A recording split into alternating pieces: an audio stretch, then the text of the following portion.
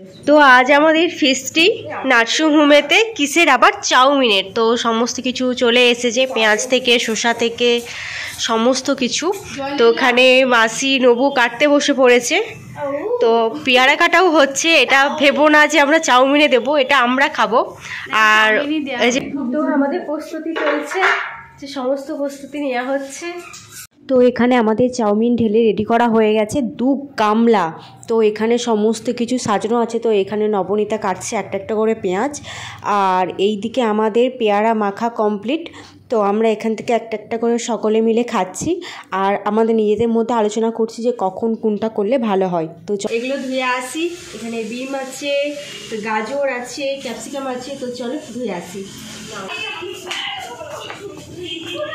তো চলো এগুলো ধুয়ে নিই। তো এইখানে এরা সব বসে বসে কাটছে, তো খুবই ভালো লাগলো। যতই হোক ফিস্ট মানে ছেলে মেয়ে একসঙ্গে না কাজে লাগলে সেটা হোক সম্ভব হয়ে ওঠে না। তো কৃষ্ণদা এসে কাটাকুটি করছে, তো এখানে মাসি ওইদিকে কাজ করছে। এখানে ধোয়া কমপ্লিট হয়ে গেছে, এরপর চলে যাব। তো আমরা অনেক কষ্ট করে জল বয়ে নিয়ে যাচ্ছি। দেখো আমি যেন পড়ে না যাই দামোদর নদী থেকে। ঠিক আছে, ক্যামেরাম্যান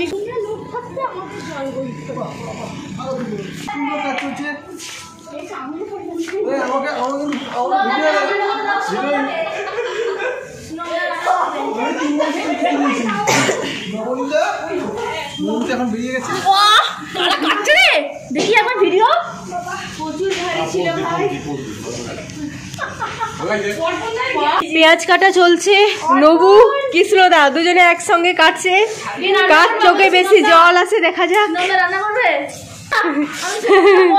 তো মাসি কি বলতে চাইছে? ও বাবা, কি অবস্থা, কি অবস্থা গাইস, কি অবস্থা, দেখতে থাকো। ও মাই গড, পুরো কেটে দেব। দিদি এসেছে, আমাদের ইনচার্জ দিদি। আমাদের কাটাকুটি চলছে। অর্পণ দা এন্ট্রি নিচ্ছে,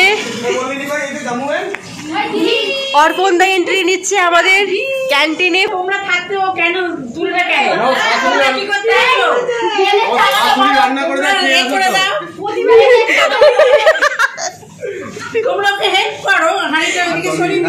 আমাদের রান্না শুরু হয়ে যাচ্ছে। তো কড়াতে প্রথমে জল গরম করে তেল দিয়ে দিচ্ছে, কারণ চাউমিন দেওয়া হবে। কাটতে কাটতে কে এনেছে? না, এরকম রুলস ছিল না। এরপর কড়াতে এক এক করে দিয়ে দিচ্ছে সমস্ত কিছু। প্রথমে চাউমিনটা দিয়ে দিল, প্রথমে ওটাকে তো সেদ্ধ করতে হবে, তাই জল গরম হয়ে যাওয়ার পর থেকে কাঁচা চাউমিনগুলো দিয়ে দিল। তো এখানে কৃষ্ণদা দিয়ে দিচ্ছে, তো আমি বলছি যে আস্তে আস্তে দিতে, আর ওই সাইড থেকে সুনন্দাও দিচ্ছে। তো এরপর সুনন্দা কী করলো, সমস্ত চাউমিনগুলো ঢেলে দিল। আর এখানে সবজিও কাটা হয়ে গেছে, দেখতে কত সুন্দর লাগছে। আর ওখানে কাঁচিয়ে করে কাটছে সুনন্দা। তো আমাদের এখানে চাউমিন সেদ্ধ হয়ে যেতে নামিয়ে নিচ্ছে নবু। তো এখানে দিদিরা সবাই বসে বসে সবজি কাটছে। অমিতা দিয়েও কাটতে বসে পড়েছে সবজি কাটতো। এখানে আমাদের চাউমিনটা নামানোর পর ওখানে জল ঝরছে, আর এখানে কড়া মুছা হয়ে গেছে। আর এখানে রান্নার মাসিরাও চলে এসেছে। তো এখানে পেশেন্টদের জন্য রান্না করা হচ্ছিল। তো আমাদের এখানে চাউমিনের ব্যবস্থা।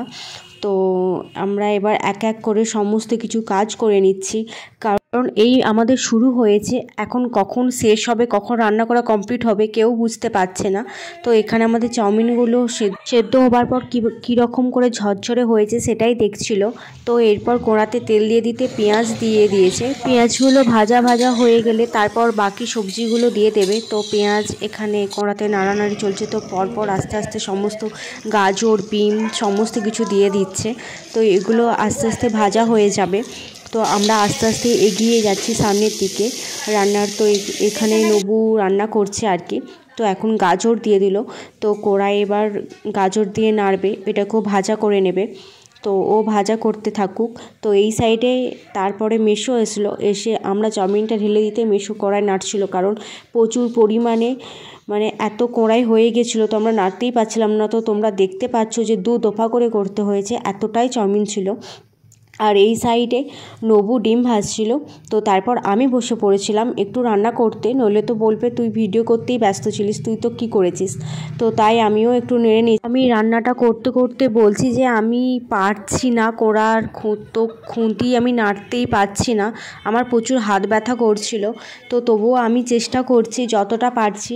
তো ওখান থেকে ওরা হাসাহাসি করছে, যতজন ছিল আর কি, বলছে হ্যাঁ হ্যাঁ পারবি পারবি। তো আমি সেই জন্য আরও চেষ্টা করছিলাম।